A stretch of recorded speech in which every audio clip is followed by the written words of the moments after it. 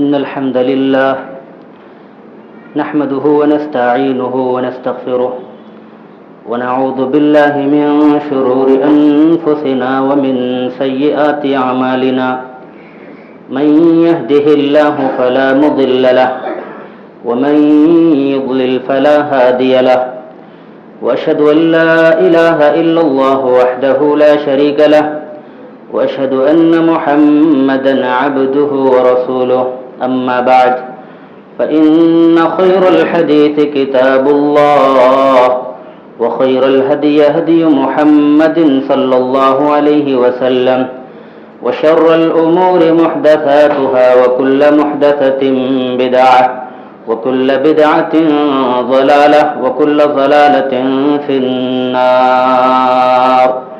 أعوذ بالله من الشيطان الرجيم. بسم الله الرحمن الرحيم. يا أيها الذين آمنوا اتقوا الله حق تقاته ولا تموتن إلا وأنتم مسلمون. يا أيها الناس اتقوا ربكم الذي خلقكم من نفس واحدة وخلق منها زوجها وبث منهما رجالا كثيرا ونساء واتقوا الله الذي تساءلون به والأرحام إن الله كان عليكم رقيبا. يا أيها الذين آمنوا اتقوا الله وقولوا قولا سديدا يصلح لكم أعمالكم ويغفر لكم ذنوبكم ومن يطع الله ورسوله فقد فاز فوزا عظيما.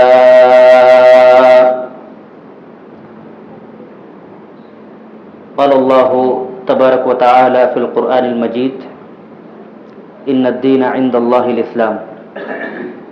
وقال النبي صلى الله عليه وسلم: سيخرج قوم في آخر الزمان أحداث الأسنان سفهاء الأحلام يقولون من خير قول البریہ. تمام قسم کی تعریفات وحدہ لا شریک خالق کائنات مالک ارض و سما کے لیے ہے. لاکھوں کروڑوں درود و سلام ہو اس ہستی اقدس و مقدس پر جن کا نام نامی اسم گرامی محمد الرسول اللہ صلی اللہ علیہ وسلم ہے. حاضرین خطبہ جمعہ کی مناسبت سے جس عنوان کا انتخاب کیا گیا ہے وہ عنوان ہے امت مسلمہ میں چند خطرناک فتنے. محترم حضرات، یہ دور فتنوں کا دور ہے. ایک فتنہ ختم نہیں ہوتا، دوسرا فتنہ سر اٹھا لیتا ہے. ایسا لگتا ہے کہ یہ دنیا دار الفتن بن چکی ہے. پیغمبر اسلام محمد الرسول اللہ صلی اللہ علیہ وسلم نے بہت پہلے ہی امت محمدیہ کو ان فتنوں سے آگاہ کیا تھا. ان فتنوں کے بارے میں بتایا تھا کہ ایک زمانہ ایسا آئے گا، ایک دور ایسا آئے گا کہ دنیا میں بس فتنے ہی فتنے باقی رہ جائیں گے. جیسا کہ آپ صلی اللہ علیہ وسلم نے فرمایا: لم یبق من الدنیا الا بلاء وفتنہ. دنیا میں بس فتنے ہی فتنے باقی رہ جائیں گے. پیارے نبی صلی اللہ علیہ وسلم کی اس حدیث مبارکہ پر غور کرنے سے معلوم ہوتا ہے کہ وہ دن اب آ چکا ہے. وہ دن آ چکا ہے اس لیے کہ آج ہر طرف فتنے ہی فتنے ہیں. آزمائشوں اور فتنوں کا دور ہے. ہر چیز میں فتنے، ہر کام میں فتنے. کوئی ایسی جگہ باقی نہیں ہے جہاں فتنے باقی نہ رہ گئے ہوں. بازار میں فتنے، گھروں میں فتنے، مساجد میں فتنے، مدارس میں فتنے، سماج میں فتنے، معاشرے میں فتنے، خاندان میں فتنے، قبیلوں میں فتنے. ہر جگہ فتنے ہی فتنے رہ گئے ہیں. پیارے نبی صلی اللہ علیہ وسلم نے صحابہ اکرام سے ایک مرتبہ کہا تھا: اے میرے صحابہ میں فتنوں کو تمہارے گھروں میں بارش کے قطروں کی طرح داخل ہوتا ہوا دیکھ رہا ہوں، یہاں تک کہ قیامت تک ہر مسلمان کے گھر میں فتنے ہی فتنے باقی رہیں گے، جیسا کہ محمد رسول اللہ صلی اللہ علیہ وسلم نے فرمایا فتنۃ الرجل فی اہلہ ومالہ وجارہ، آدمی کے گھر میں فتنے ہوں گے، آدمی کے اہل و عیال میں فتنے ہوں گے، آدمی کے مال و دولت میں فتنے ہوں گے، آدمی کے کاروبار میں فتنے ہوں گے، آدمی کے تجارت میں فتنے ہوں گے، آدمی کے اڑوس پڑوس گھر کے آس پاس بھی فتنے ہی فتنے ہوں گے۔ یہی وجہ ہے محمد رسول اللہ صلی اللہ علیہ وسلم نے مسلمانوں کو ان فتنوں سے آگاہ کر کے مسلمانوں کو پیارے نبی صلی اللہ علیہ وسلم نے اعمال صالحہ کی طرف جلدی کرنے کی تعلیم دیتے ہوئے کہا بادروا بالاعمال، اے مسلمانوں، اے لوگوں، تم اعمال صالحہ میں جلدی کرو، مسابقہ کرو، اس لیے کہ فتنے چھا جائیں گے۔ یہ فتنے چھانے سے پہلے، یہ فتنوں میں واقع ہونے سے پہلے، فتنوں کے آنے سے پہلے تم اعمال صالحہ میں سبقت کر جاؤ، اعمال صالحہ میں جلدی کرو، اس لیے کہ فتنوں کے زمانے میں ایک آدمی صبح کو مومن ہوگا تو شام ہونے تک انسان کافر ہو جائے گا، شام کو مومن ہوگا صبح ہوتے ہوتے انسان کافر ہو جائے گا۔ یہی وجہ ہے نبی صلی اللہ علیہ وسلم نے فرمایا فتنوں کے زمانے میں قیامت کے قریب انسان محض مال و دولت کی وجہ سے اپنے دین کو، اپنے اسلام کو، اپنے ایمان کو بھی بیچ ڈالے گا۔ محترم حضرات، آج امت مسلمہ خصوصاً نوجوان طبقہ ایسے فتنوں کی لپیٹ میں آ چکا ہے، ایسے فتنوں میں مبتلا ہو چکا ہے، معاذ اللہ، اگر آج نوجوانوں کو ان فتنوں سے نہ روکا جائے، ان فتنوں کے بارے میں نہ بتلایا جائے، توحید کی تعلیم نہ دی جائے تو ان کا ایمان تباہ ہو جائے گا، ان کا اسلام ختم ہو جائے گا، ان کا دین برباد ہو جائے گا۔ آج امت مسلمہ کا نوجوان طبقہ جن فتنوں میں مبتلا ہو چکا ہے، ان فتنوں میں ایک خطرناک فتنہ خوارج کا فتنہ ہے۔ محترم حضرات، خوارج کا فتنہ یہ ایسا خطرناک فتنہ ہے جو انسان کو دائرہ اسلام سے نکال دیتا ہے، انسان کو ایک دائرہ اسلام سے خارج کر دیتا ہے۔ آج امت مسلمہ کا نوجوان طبقہ اس فتنے میں مبتلا ہو چکا ہے اور یہ فتنہ نسل نوجوان میں زہر ہلاہل کی طرح سرایت کرتا جا رہا ہے۔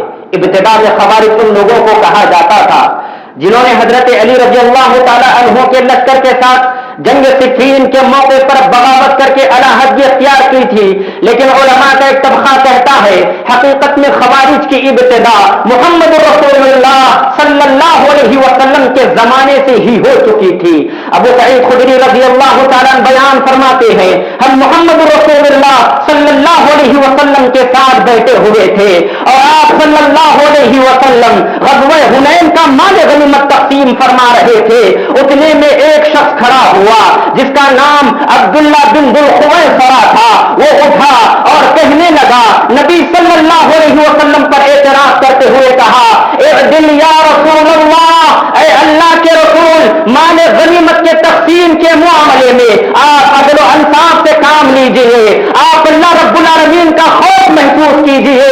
اللہ کے نبی صلی اللہ علیہ وسلم جب اس کی بات کو سنا تو آپ بڑے غضبناک ہوئے، آپ کو بڑا غصہ آیا، پیارے نبی صلی اللہ علیہ وسلم کا چہرہ سرخ ہو گیا اور آپ صلی اللہ علیہ وسلم نے کہا ویلک ومن یعدل اذا لم نعدل، اے عبداللہ اگر اس روئے زمین پر عدل و انصاف سے میں کام نہ لوں تو پھر کون ہے زمین پر عدل و انصاف سے کام لے گا۔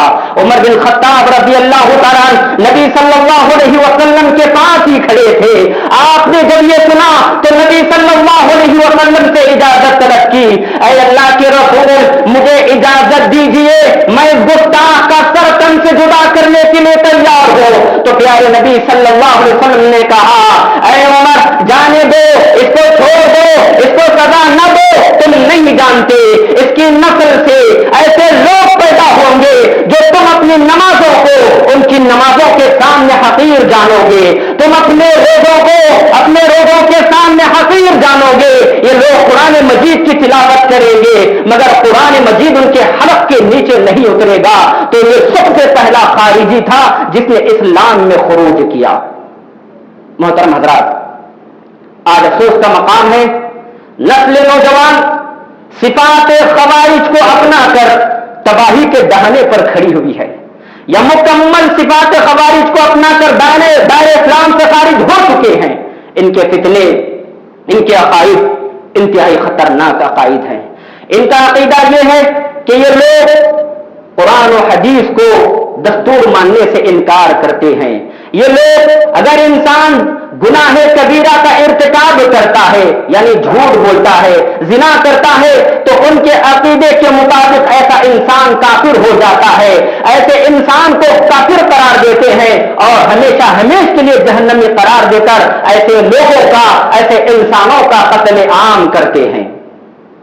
حکام کے خلاف محض ظلم و زیادتی کی وجہ سے یہ لوگوں کو خروج کا فتویٰ دیتے ہیں، امت مسلمہ میں انتشار اختلاف کی بیج کو بو دیتے ہیں۔ یہی وہ لوگ ہیں جنہوں نے حضرت عثمان رضی اللہ تعالیٰ عنہ پر بغاوت کر کے، آپ پر الزام تراشی کر کے حضرت عثمان غنی رضی اللہ تعالیٰ عنہ کو بھی شہید کیا۔ یہی وہ لوگ ہیں جنہوں نے حضرت علی رضی اللہ تعالیٰ عنہ کو تحکیم کے مسئلے میں کافر قرار دے کر حضرت علی رضی اللہ تعالیٰ عنہ سے بغاوت کی اور حضرت علی رضی اللہ تعالیٰ عنہ کو شہید کیا۔ حضرات، آپ جان کر حیران ہو جائیں گے، حضرت علی رضی اللہ تعالیٰ عنہ کو جس نے شہید کیا اس کا نام عبد الرحمن بن ملجم تھا۔ یہ حافظ قرآن تھا، قرآن مجید کو بہترین انداز میں تلاوت کیا کرتا تھا، زہد و ورع کا پیکر تھا، صوم و صلاۃ کی پابندی کیا کرتا تھا، دین میں تشدد برتتا تھا۔ مؤرخین لکھتے ہیں جب اس نے حضرت علی رضی اللہ تعالیٰ عنہ کو شہید کیا تو اس کی زبان پر اللہ رب العالمین کی تحمید، اللہ رب العالمین کی حمد اور اللہ رب العالمین کی تسبیح بیان جاری تھی۔ یہی وجہ ہے محمد رسول اللہ صلی اللہ علیہ وسلم نے ان کے گمراہ کن عقائد کے پیش نظر امت مسلمہ کو ان کے فتنوں سے اور ان کے عقائد سے آگاہ کیا ہے۔ آج افسوس کا مقام یہ ہے امت مسلمہ کا اکثر نوجوان طبقہ یا تو صفات خوارج کو مکمل طور پر اپنا چکا ہے یا پھر صفات خوارج سے متصف ہے۔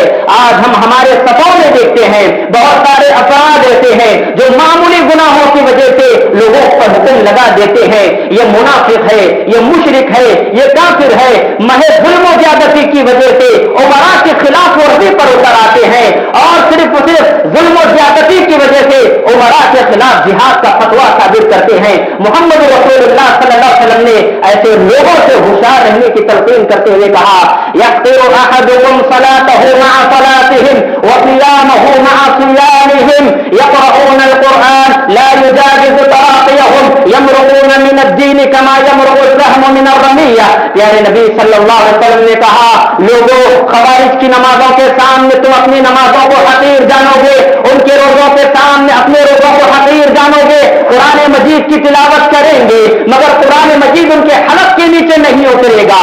یعنی یہ لوگ طویل نمازیں پڑھیں گے، روزے اچھی طرح رکھیں گے، ایسا لگتا ہے کہ یہی ہم سے زیادہ اچھی نماز پڑھنے والے ہیں، یہ ہم سے زیادہ زہد و ورع کے پیکر ہیں، یہ ہم سے زیادہ اللہ تعالیٰ سے ڈرنے والے ہیں اور یہ ہم سے زیادہ قرآن مجید کو اچھے انداز میں پڑھنے والے ہیں مگر یہ قرآن مجید کے مطابق زندگی گزارنے والے نہیں ہوں گے۔ اسی لیے پیارے نبی صلی اللہ علیہ وسلم نے ان کے بارے میں کہا یمرقون من الدین کما یمرق السهم من الرمیہ، یہ لوگ دین اسلام سے نکل جائیں گے اور اس طرح دین اسلام سے نکل جائیں گے جیسے ایک تیر کمان سے نکل کر شکار کے آر پار ہو جاتا ہے، اسی طرح یہ خوارج دائرے اسلام سے نکل جائیں گے، اسلام سے ختم ہو جائیں گے۔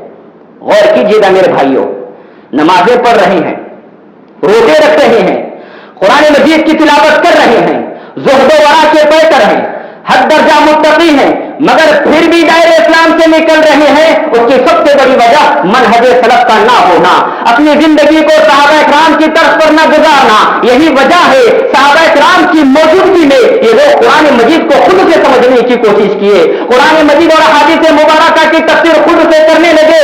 یہی وجہ ہے جب انہوں نے حضرت صحابہ کو چھوڑ دیا تو ان کے دل میں ضعف پیدا ہو گیا، ان کے دل میں کجی پیدا ہو گئی اور یہ دائرہ اسلام سے نکل گئے۔ محمد رسول اللہ صلی اللہ علیہ وسلم نے پہلے اس کی پیشن گوئی دی تھی۔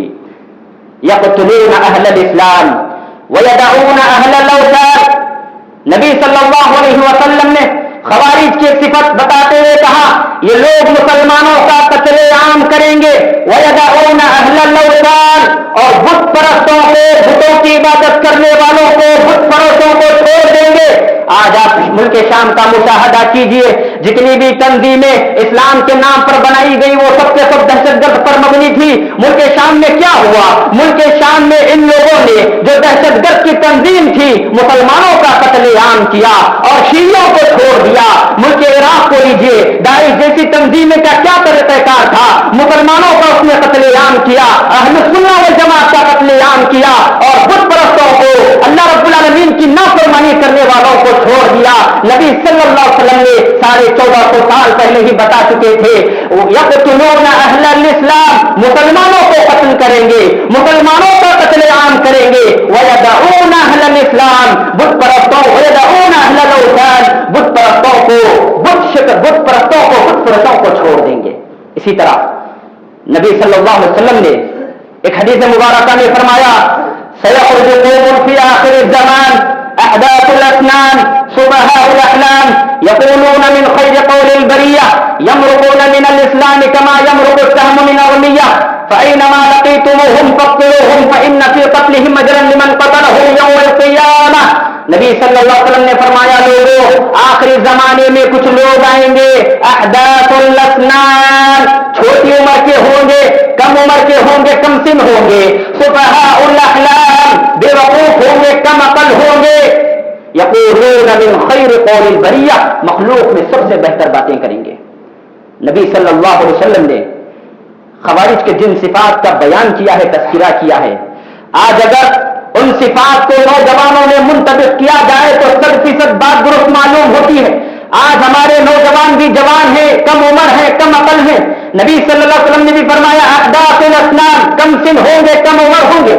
سفہاء الاحلام, بے وقوف ہوں گے, کم عقل ہوں گے.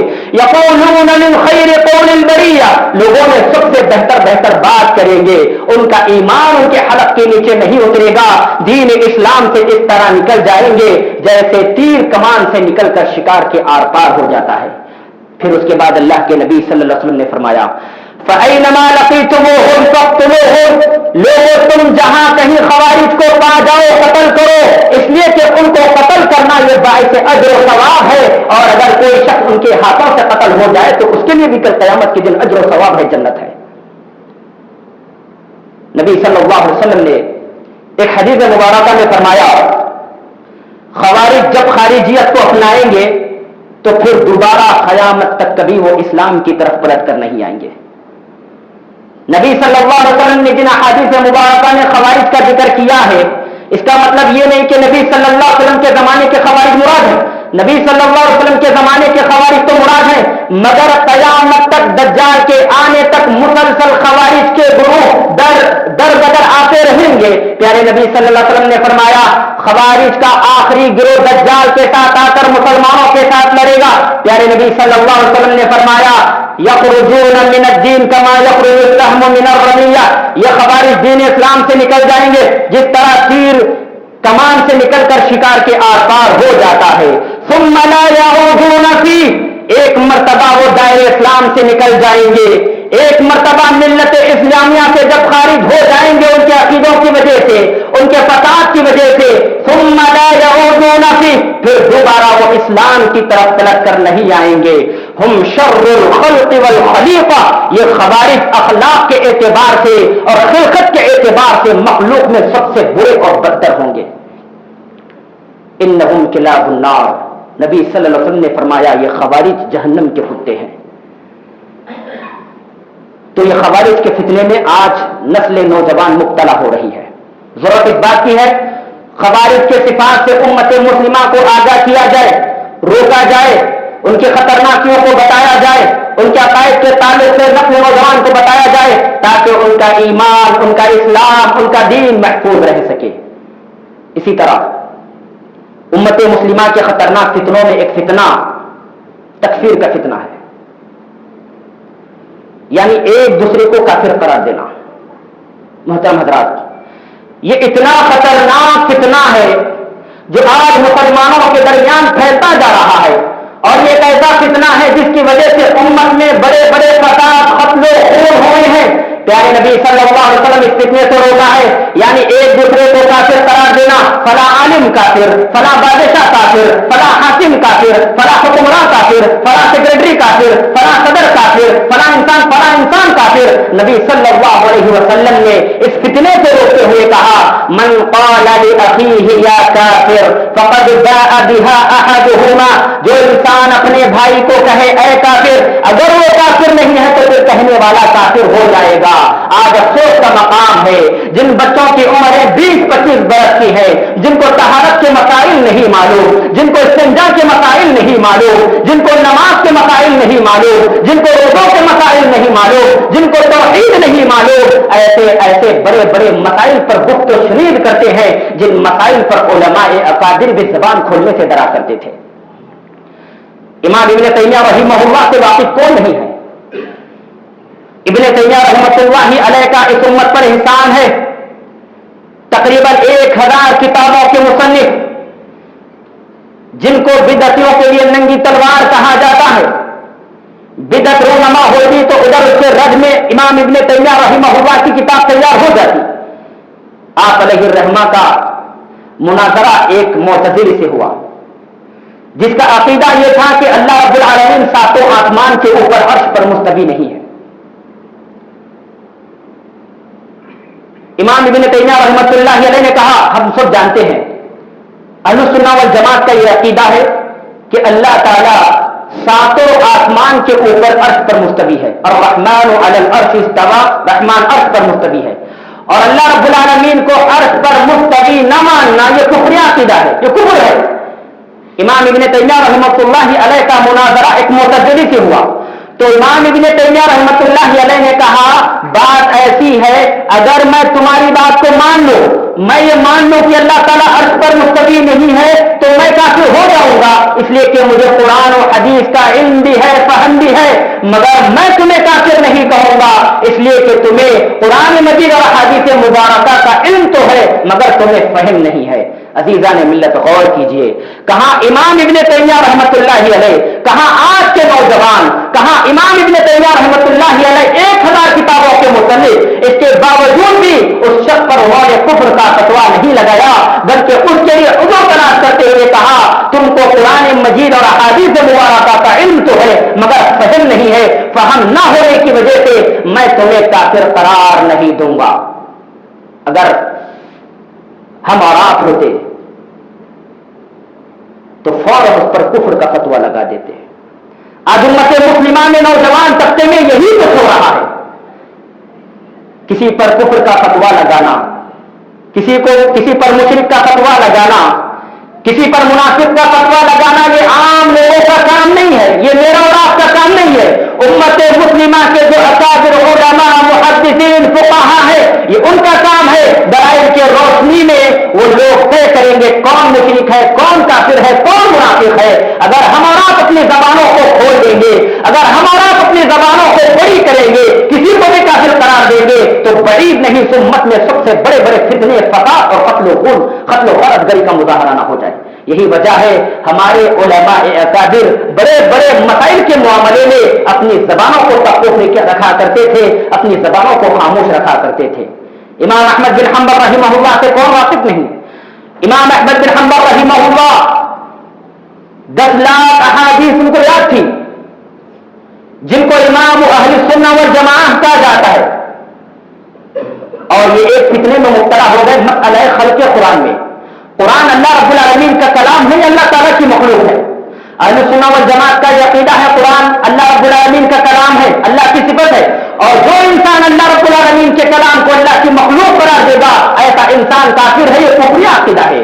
آپ کو معلوم ہونا چاہیے 3 بادشاہوں نے، مامون، واثق باللہ، معتصم باللہ، ان تینوں بادشاہوں نے امام احمد بن حنبل رحمہ اللہ سے پیدر سے مسلسل ظلم و بربریت کا مظاہرہ کیا، اور امام احمد بن حنبل رحمۃ اللہ علیہ پر جبر کیا کہ تم قرآن کو اللہ کی مخلوق قرار دو، اللہ کا کلام قرار نہ دو۔ تو امام احمد بن حنبل رحمہ اللہ نے کہا قرآن مجید اللہ کا کلام ہے، اللہ کی صفت ہے، میں اللہ کے کلام کو اللہ تعالیٰ کی مخلوق کیسے قرار دوں؟ لہذا ان تینوں بادشاہوں نے آپ پر مسلسل ظلم و بربریت کا مظاہرہ کیا۔ مؤرخین لکھتے ہیں اگر یہ ظلم یا بربریت، اگر یہ کوڑے کسی ہاتھی پر لگائے جاتے تو ہاتھی بھی درد کے مارے چنگار تھا۔ ایسی سزائیں اس مسئلے میں امام احمد بن حنبل رحمہ اللہ کو دیے۔ سب سے پہلے مامون باللہ نے امام احمد بن حنبل رحمہ اللہ پر ظلم و بربریت کا مظاہرہ کیا۔ مامون جب مرا تو معتصم باللہ آیا اور اس نے بھی امام احمد بن حنبل رحمۃ اللہ علیہ پر ظلم و بربریت کا مظاہرہ کیا۔ یہ جب مرا واثق باللہ آیا، واثق باللہ نے بھی امام احمد بن حنبل رحمۃ اللہ علیہ پر ظلم و ستم کے نشانے ستم ڈھایا۔ لیکن آپ یاد رکھیں تینوں بادشاہ مسئلہ خلق قرآن میں امام احمد بن حنبل رحمۃ اللہ علیہ کو سزائیں دے، اس کے باوجود امام احمد بن حنبل رحمۃ اللہ علیہ نے ایک مرتبہ بھی اپنی زبان سے ان کو کافر قرار نہیں دیا، ایک مرتبہ بھی۔ جذبات میں آ کر کے بھی امام احمد بن حنبل رحمہ اللہ نے سزائیں دینے کے باوجود ان تینوں بادشاہوں کو کافر قرار نہیں دیا۔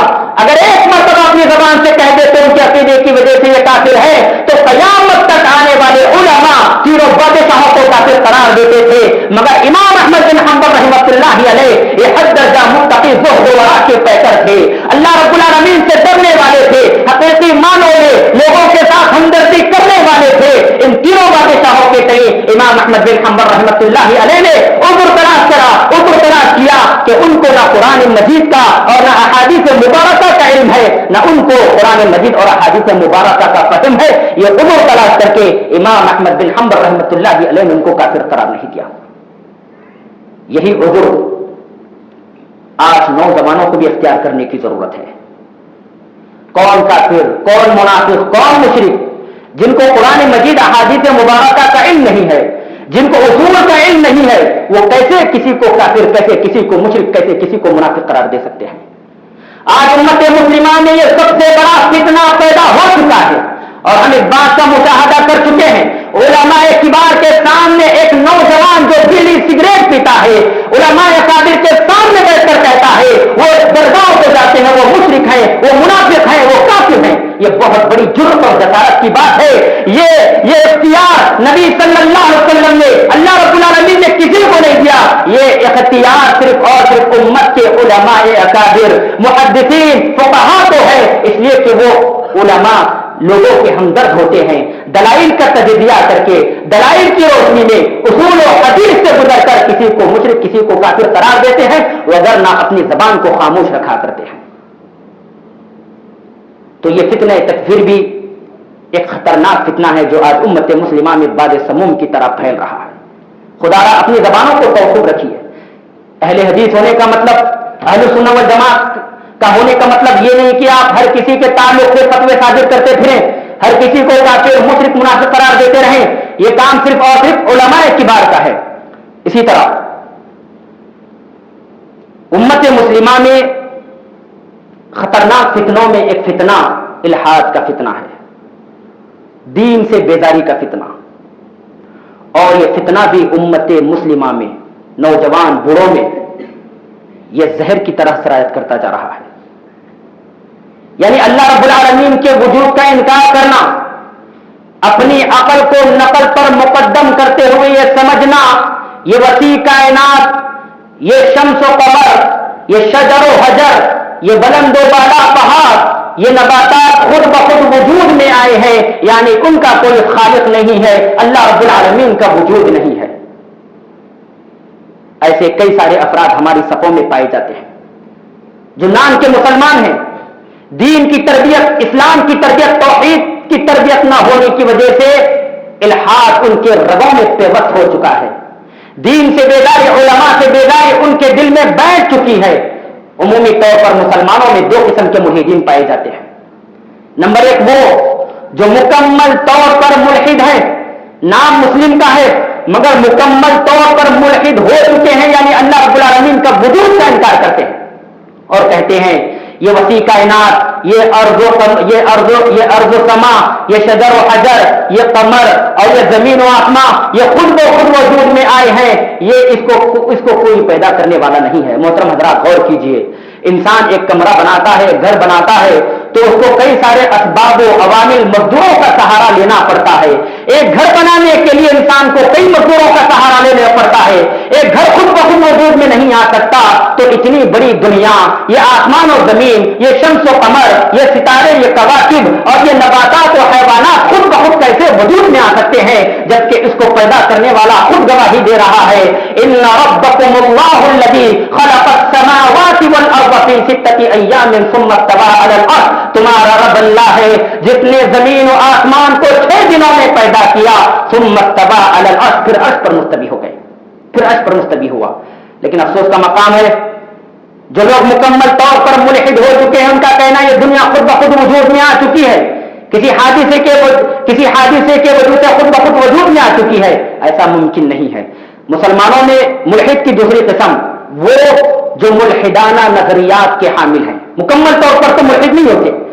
یہ لوگ اکثر قرآن کا مقابلہ سائنس سے کرتے ہیں, سائنس کی بات کو اپنا لیتے ہیں اور قرآن مجید کا انکار کرتے ہیں, احادیث رسول کا تو مذاق اڑاتے ہیں. جیسے انسان کی تخلیق قرآن مجید کا مطالعہ کرنے سے معلوم ہوتا ہے مٹی سے ہوئی ہے, اور جبکہ سائنس کہتی ہے انسان کی تخلیق بندر سے ہوئی ہے, جبکہ قرآن مجید کہتا ہے انسان کی تخلیق مٹی سے ہوئی ہے. اللہ رب العالمین نے ابلیس سے پوچھا تھا ما منعک الا تسجد اذ امرتک, حضرت آدم کو سجدہ کرنے سے تجھے کس چیز نے روکا؟ خلقتنی من نار وخلقتہ من طین. ابلیس کا یہ عقیدہ تھا کہ انسان مٹی سے پیدا ہوا ہے. اس نے کہا اے اللہ تو نے آدم کو مٹی سے پیدا کیا ہے اور مجھ کو آگ سے پیدا کیا ہے, کیفیت میں میرا مقام اور مرتبہ زیادہ بڑا ہے, میں اس انسان کو کیسے سجدہ کر سکتا ہوں؟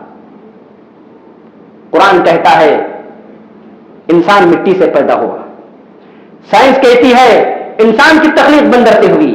تو ہمارے معاشرے میں عموماً ایسے لوگ پائے جاتے ہیں جو کالجز میں پڑھتے ہیں یا کمپنیوں میں جاب کرتے ہیں یا بری صحبت ملحدین کے ساتھ جن کا اٹھنا بیٹھنا ہے, ان کا نظریہ بھی, ان کا عقیدہ بھی یہ بن چکا ہے انسان کی تخلیق بندر سے ہوئی ہے. اور ایسے ہی افراد ہیں جو رفتہ رفتہ شعائر اسلام کا, ارکان اسلام کا انکار کرتے ہیں, نمازوں کا انکار کرتے ہیں. ایک وقت آتا ہے زکات کا انکار کرتے ہیں, ایک اور وقت آتا ہے حج کا انکار کرتے ہیں, ایک اور وقت آتا ہے روزوں کا انکار کرتے ہیں. رفتہ رفتہ ایک ایک چیز کا انکار کر کے آخر میں یہی لوگ اللہ رب العالمین کے وجود کا بھی انکار کرتے ہیں. اور ایسے بہت سارے افراد, نوجوان ہماری صفوں میں بیٹھ چکے ہیں, ہماری صفوں میں ہمیں نظر آتے ہیں, لیکن یہ اپنی عزت نفس کی خاطر کہیں لوگوں کی دشمنی نہ مول لیں, اس لیے وہ اپنی زبان کو کھولنا گوارا نہیں کرتے. ایسے لوگوں کی تربیت بہت ضروری ہے. اس کا سب سے بڑا سبب کیا ہو سکتا ہے؟ کیوں مسلمانوں کے صفوں میں, مسلمانوں کے دلوں میں الحاد و ارتداد پیدا ہو رہا ہے؟ ہم سب اس کے ذمہ دار ہیں. سب سے پہلے ماں باپ اس کے ذمہ دار ہیں. ماں باپ اپنے بچوں کی تربیت دنیاوی طور پر سے تو بہت اچھی کرتے ہیں, مگر جب بات دین کی آتی ہے تو ماں باپ نہیں پوچھتے بچے کو فجر کی نماز تم نے کیوں نہیں پڑھی, ماں باپ نہیں پوچھتے روزے تم نے کیوں نہیں رکھے, ماں باپ یہ نہیں پوچھتے کہ توحید کا درس تم نے کیوں حاصل نہیں کیا. دنیا کے تعلق سے تو اچھی طرح ان کی تربیت فرمائی, لیکن جب دین کا مسئلہ آیا تو نہ نمازوں کے بارے میں پوچھا, نہ اسلامی تربیت ان کی, نہ توحید کا درس ان کو دیا, نہ نبی صلی اللہ علیہ وسلم کی سیرت ان کو بتایا. جب بچے کو کلی طور پر اسلام کی تربیت سے دور رکھا جائے تو ایسے بچے کے دل و دماغ میں الحاد و ارتداد ہی آگے چل کر پیدا ہو سکتا ہے. اسی طرح امت مسلمہ میں خطرناک فتنوں میں ایک فتنہ علماء سے بیزاری, علماء سے دوری کا فتنہ ہے. امت مسلمہ کا نوجوان طبقہ آج علماء سے دور ہو چکا ہے, علماء سے برات کا مظاہرہ کر چکا ہے. 2-3 اردو کی کتابیں پڑھ کر وہ اپنے آپ کو علامہ فہامہ سمجھنے لگا ہے, اور قرآن مجید کی تفسیر, احادیث مبارکہ کی شرح ایک عالم کے سامنے بیٹھ کر پڑھنا گوارا نہیں کرتا. آپ یاد رکھیں, جو انسان علماء کو چھوڑ کر دین کی تعلیم کتابوں سے محض حاصل کر کے سمجھنے کی کوشش کرتا ہے, ایسا انسان گمراہ بھی ہوتا ہے اور لوگوں کو گمراہ بھی کر دیتا ہے, اور یہ انسان خارجیت کے دہانے پر بھی جا سکتا ہے. نبی صلی اللہ علیہ وسلم نے سب فرمایا تھا ان اللہ لا يقبض العلم انتزاعا ينتزعه من العباد ولكن يقبض العلم بقبض العلماء. کیونکہ آج بہت سارے نوجوان ایسے ہیں جو گوگل پر, فیس بک پر دین کی تعلیم کا مطالعہ کرتے ہیں, قرآن مجید احادیث مبارکہ کی बड़ी बड़ी तफसीर की किताबें, शुरूआत की किताबें उठाकर खुद से पढ़कर गुमराह हो जाते हैं और उलमा को छोड़ देते हैं, उलमा से बेदार हो जाते हैं। हकीकत में ऐसे इंसान गुमराह हैं। नबी सल्लल्लाहु अलैहि वसल्लम ने फरमाया था, इन्नल्लाह ला यक़बिदुल इल्म इंतिज़ाअन यंतज़िउहु मिनल इबाद वलाकिन यक़बिदुल इल्म बिक़ब्ज़िल उलमा। लोगों, अल्लाह रब्बुल आलमीन दीन के इल्म को उलमा के दिलों से छीन कर खत्म नहीं करेगा, वलाकिन यक़बिदुल इल्म बिक़ब्ज़िल उलमा। अल्लाह रब्बुल आलमीन उलमा की वफात के जरिए से इस दुनिया से दीन के इल्म को खत्म करेगा। दुनिया में जब कोई आलिम बाकी न बचेगा, कोई आलिम रब्बानी बाकी न बचेगा, तो लोग जाहिलों को अपना सरदार बना लेंगे, उनसे सवाल करेंगे, फ़अफ़्तौ बिग़ैरि इल्म फ़ज़ल्लू व अज़ल्लू। ये लोग खुद भी गुमराह होंगे, फतवे देकर उन लोगों को भी गुमराह कर देंगे। इंसान जब खुद ब खुद मुताले का आदी हो जाता है, उलमा से बरात का इजहार करके, उलमा को छोड़ करके, तो याद रखें ऐसा इंसान किसी भी वक्त गुमराह हो सकता है और किसी भी वक्त बड़ी बड़ी गलतियां कर सकता है। खवारिज ने क्या किया? खवारिज की आदत तो यही थी, सहाबा कराम की मौजूदगी में भी उन्होंने सहाबा कराम से सीखने की कोशिश नहीं की। कुरान मजीद का हदीस मुबारका का मुताला उन्होंने खुद से किया। यही वजह है उन लोगों ने हजरत अली रज़ियल्लाहु ताला अन्हु को काफिर करार देकर आपसे जंग करने पर आमदा हुए। हजरत उस्मान रज़ियल्लाहु ताला अन्हु के ताल्लुक उन्होंने कहा कि उस्मान गनी रज़ियल्लाहु ताला अन्हु कानून इलाही के मुताबिक हुक्मरानी नहीं कर रहे हैं और बैतुल माल का सारा माल अपने रिश्तेदारों में तकसीम कर रहे हैं। हजरत उस्मान रज़ियल्लाहु ताला अन्हु को भी उन्होंने कुफ्र समझकर हजरत उस्मान रज़ियल्लाहु ताला अन्हु को शहीद किया।